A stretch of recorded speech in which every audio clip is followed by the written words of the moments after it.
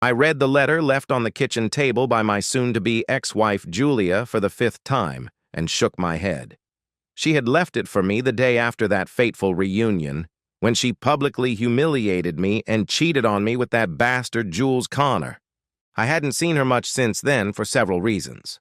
First, she decided she needed a few more dates with Connor, despite my warnings. Second, we both work. But the most important reason was that she had been in the hospital for over a week. She was taken there the day after she lost consciousness at work. They did everything they could, but they couldn't figure out what was wrong with her.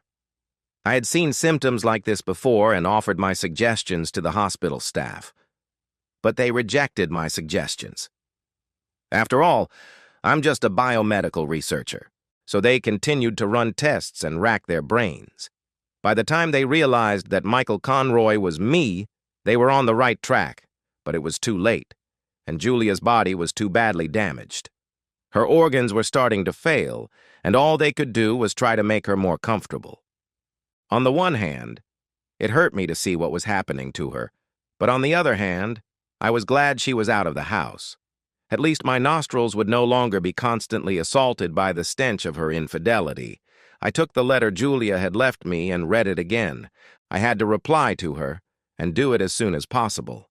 She often wrote me long, passionate letters, and I always enjoyed reading her messages.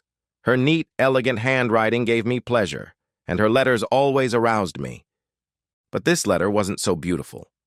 First of all, she had misunderstood that fateful night so badly. Although, considering how everything had happened, I wasn't surprised. I poured myself another cup of coffee, sat down with a pen and paper, and began to write, Julia. I received and read your letter dated December 1st, and I must say that I am very disappointed in you. For many reasons. Let me start by saying that I was happy and proud to call you my wife. After all, I was married to a gorgeous woman with a body that could only be described as a walking erotic dream. Yes, you were a little promiscuous that night, but to be honest, it didn't bother me at the time. I loved looking at you, admiring your curves, and yes, I admit that I liked it when the whole world knew you were my woman. What's more, I knew that I was the man who brought you home, undressed you, and made love to you tenderly. I will never forget what we had and what we shared during those 5 wonderful years, 2 of which we spent as husband and wife. At that time, you were the most loving, caring, supportive, and, yes, faithful woman I had ever known. You were the meaning of my existence. I guess I felt I had a right to be proud. A beautiful wife, a nice house, a great job, the respect of my colleagues. I had it all, and I just wanted to brag about it a little. You're right. Jules Connor was the biggest bully I ever knew, and yes, he mercilessly tormented me from 4th grade on. That's why I took up martial arts in high school. I continued training even while serving in the Army as a medic. In fact, I could have easily beaten Jules, but unfortunately, he had a few friends with him, 2 of whom were local police officers, and they wouldn't let me. However, if he had hit me, things could have ended differently, and we wouldn't be in this situation. I saw how you reacted to his taunts and noticed how you flirted with him. I also saw how your skin flushed when he started hitting on you. I watched you dance and realized that something was wrong. Before you left with him, I tried to talk you out of it. In your letter, you claimed that I didn't say anything, but that's not true, and you know it. Maybe you just decided to ignore me. The truth is, I warned you that if you went with him, you would regret it for the rest of your life. You smiled mockingly at me and said that it was your body and you could do whatever you wanted with it. Yes, that night you chose him over me. And, to paraphrase an old movie, you chose badly. I'm sure you realize that now. I wondered what could have made you behave that way that night. I had never seen you like that before, and I believed that maybe old Jules had invented some kind of slut ray gun that he used on you. Before we left, I managed to grab a couple of the glasses you were drinking from. As you probably remember, those glasses contained the drinks that Jules and his friends brought you. I checked them, and you know what? They were full of all kinds of drugs, ecstasy, everything you can imagine. Yes, Jules and his friends drugged you that night, and I suspect he drugged you the next time you met. But it doesn't matter anymore because the real damage was done the first time. Let me explain. You see, Jules and I served in the same unit in the Army after school. Yeah, he tried to bully me there, and he even hit me once, which he regretted very much. After I smashed his stupid face into the asphalt a couple of times like a basketball, he mostly left me alone, but we never became friends. Our unit was sent on a mission to deliver humanitarian aid to a third-world island nation that had been devastated by a hurricane. As a medic, I was busy treating the wounded, while Jules' unit delivered supplies to various locations on the island. One day, Jules came to the medical center complaining of pain in his groin, especially when urinating. It didn't take a medical degree to realize that he had contracted a sexually transmitted disease. I ran all the necessary tests and prescribed the usual treatment, including warning him to refrain from sexual activity.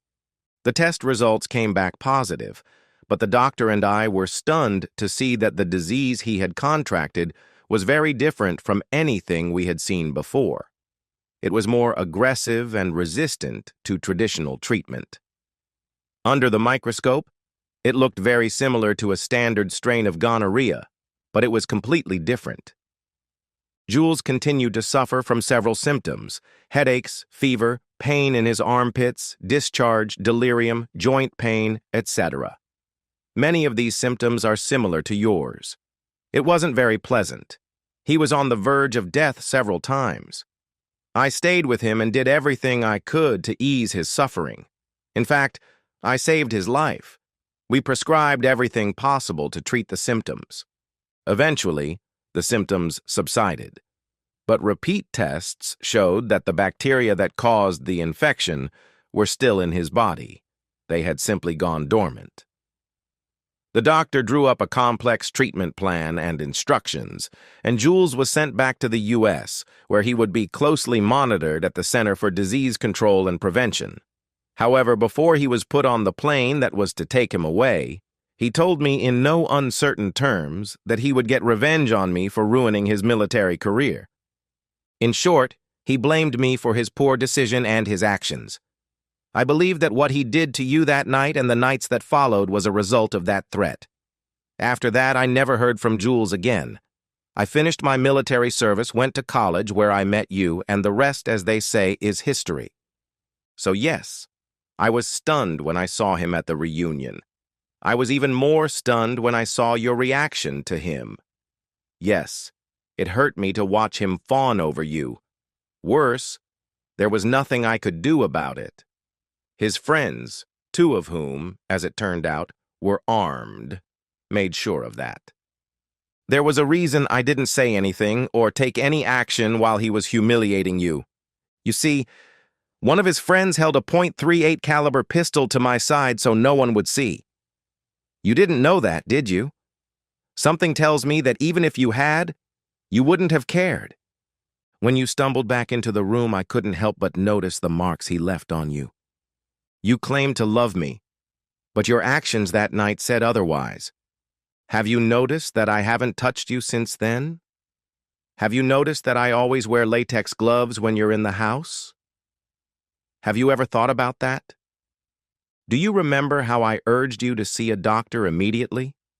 Do you remember how I told you to get tested when you started feeling sick?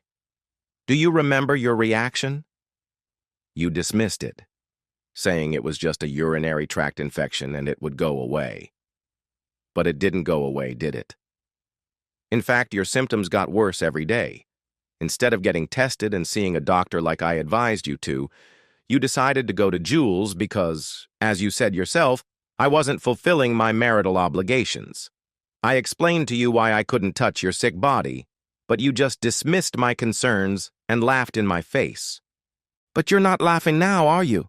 Remember when you asked me if I was going to file for divorce? I said no. You laughed and said it was because I was weak and a cuckold, just like Jules said. The truth is, I knew you wouldn't live to see the divorce. And I was right, wasn't I? I'm sure you regret not listening to me at the reunion. Who knows, maybe if you had listened, we would be working on our family right now. But that's not going to happen, is it? As for Jules, you should know that he and his friends are in custody. I'm sure Jules didn't tell you that he infected you with a dangerous, sexually transmitted disease when he had sex with you without a condom, did he? Turns out that's against the law in this state. But don't worry. He's got even more serious charges coming his way soon. I hope your fling with Jules was worth it. I'm sure you can honestly say it was the most expensive sex of your relatively short life. And don't worry about me.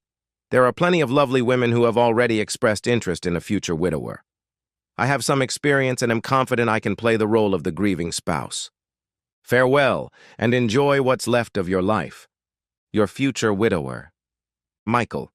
P.S. I've already taken care of your final arrangements, so you don't have to worry about anything. After the autopsy, your body will be donated to science. After all, it would be a shame not to learn everything we can about the consequences of the STD that Jules infected you with. Once the research is complete, your remains will be cremated and given to your parents if they want them. I just felt that you had a right to know. And yes, your parents know the whole story and agree with my assessment that this is the best option. They're not very happy about it, but they understood when I told them the whole story. And before I forgot, I took the liberty of distributing your belongings. Your parents said they wanted all the photos I didn't want, so I gave them everything. I'll donate the rest to Goodwill, as I plan to remodel the house after you're gone. I read and reread the letter. Satisfied with what I had written, I folded it, put it in an envelope, and wrote her name on the envelope. I reheated my coffee and went out to the yard to smoke. I had quit smoking after my time in the military. Yes, it's a bad habit, but unfortunately, recent events have caused me to rethink some things. Then I locked the house, got in my car, and drove away. When I arrived, I entered the house and went to Julia's room, where I put on a mask, latex gloves, and a gown. She was lying on the bed, connected to tubes and wires, her body ravaged by disease. I looked at the nurse standing next to her. "How is she?" I asked. She shook her head. I knew what that meant. "How long does she have?" "Not long. Hours, maybe a couple of days, no more," she replied sadly. "Her body is failing. She won't live long." I nodded, understanding. "When she wakes up, please give her this," I asked, handing her the envelope. She took it, probably believing it was a love letter from Julia. "Of course," she said. "I'll take care of it myself. You can stay as long as you like." "Thank you," I said. She gathered her notes and headed for the door. "Why don't you stay with her, at least for a few minutes?" she said. "I'll be nearby if you need anything." She left without waiting for my answer. I had originally planned to just leave the letter and go, but I realized I had to put an end to this story. I looked back at Julia and saw that she had opened her eyes. "Michael," she whispered weakly, "please." I raised my hand to silence her and handed her the unopened letter. She took it with her bony hand and opened the envelope. I was shocked at how much weight she had lost in such a short time. She took out the letter and read it, tears streaming down her face. Her hands were shaking as she read the letter, and I could see that my words had hurt her deeply. Okay. I'm not usually a vengeful person, but her betrayal at the meeting brought out the worst in me. When she finished, tears were streaming down her face. Normally, I would have hugged her and tried to comfort her, but not this time. In fact, I remained 2 steps away from her bed. "I'm so sorry," she whispered. "Forgive me, Michael. I beg you." I thought for a moment, then shook my head. "I can't, Julia," I said. "What you did was too cruel. I warned you, but you didn't listen. Your passion clouded your judgment. Now you're paying for it, and soon Jules will pay for what he did too." "You don't love me?" she cried. "Not anymore," I said, making her sob. "I used to. but now I don't know who you are. Yes, Jules got you hooked on drugs, but you should have listened to me. And that letter you left, it says a lot. Do you want forgiveness? Look up that word in the dictionary. Or ask the God you worshipped when you were young. You won't get it from me. Don't you feel anything for me? She asked weakly through her sobs. Yes, I replied, mostly disgust. Why are you so cruel to me? She asked. I'm dying. Really? I replied. I looked down and saw a small hand mirror on the table. I grabbed it and held it up to her face. Look closely. That's why. You killed me that day at the reunion. You could have just put the gun to my head and pulled the trigger. And the last letter was the last straw. It's your fault, Julia. I'm sorry you're dying, but the truth is, you made your choice. Now you have to live with it. I put the mirror back on the nightstand and headed for the door. When I reached the threshold, I looked back at her, knowing it was the last time I would ever see her. She was shaking and sobbing in bed. Goodbye, Julia, I said as I left the room. In the hallway, I passed a nurse and noticed her angry look. Oh well. I got in my car and drove home. The next morning at 3:30 a.m., my phone woke me up. I looked and saw that it was the hospice calling. I guessed what had happened, but answered anyway. Mr. Williams, this is Life Care Hospice, said a woman. I'm calling to let you know that your wife passed away a few minutes ago. Thank you for letting me know, I said. I see that an autopsy has been scheduled and the body will be donated to science. Is that correct? The woman asked. I could tell from her tone that she didn't approve of this decision. Too bad. Yes, that's correct, I said. All right, she replied. Then we'll take care of the transportation. You can come by any time to pick up her belongings. Thank you, I said. I also see in her file that Detective Samuels of the Metropolitan Police should be notified of her death, she said. That's correct, I replied. All right, sir, she said. My condolences, Mr. Williams. Thank you, I said before ending the call. I called her parents to tell them the news. They thanked me for letting them know. Since her body would be donated to science, there would be no funeral. If her parents wanted to hold a memorial service, they could arrange it without my involvement. I didn't want to spend money on it and didn't plan on attending the service. Now she was gone from my life forever. At least I could look at myself in the mirror and honestly say that I had remained true to our promises until the end, even if she hadn't. The next day I went to work, and my boss told me in no uncertain terms to take time off for the death of a loved one and see a psychologist to deal with my anger and grief. My boss, a very understanding and perceptive woman, handed me a psychologist's business card and made it clear that I was not welcome at work until I made an appointment. I did everything you're supposed to do after losing a close person. I took the death certificate to Julia's company and took care of all the final arrangements. Everyone offered their condolences, which I accepted with gratitude. As Julia's heir, I was entitled to her 401k retirement account, which had about $25,000 in it, and her company-paid life insurance, which was 2.5 times her annual salary at the time of her death. I did the math in my head and realized that it would be just over $110,000, more than enough to pay her share of the hospital bills and still have money left over for a summer cruise in the Caribbean. The autopsy report confirmed what I already knew, and Jules Connor was charged with first-degree murder. I testified at his trial, which didn't last long. Connor had already admitted that he hadn't told Julia about his STD and knew the possible consequences of his actions. The jury quickly returned a guilty verdict. 2 weeks later, the judge sentenced Jules to death by lethal injection. His accomplices claimed they knew nothing about his SDT, but were nevertheless found guilty on lesser charges and sentenced to 5 years in prison. After the trial, I went to a sports bar to celebrate. As I sipped my beer, I heard a familiar voice calling me. I turned around and saw her, Danielle Jenkins. She was my classmate in college, and we had dated a few times before I met Julia. She was just as beautiful as I remembered her. I invited her to join me, and we reminisced about old times. It turned out that she had married another classmate of ours, Ronald Frizz, but divorced him a year later when she caught him with another woman. We spent the rest of the evening comforting each other and agreed to meet up over the weekend. I don't know how it will end, but after what Julia did to me, I was ready for anything. Who knows? Maybe next summer Danielle will go on a cruise with me.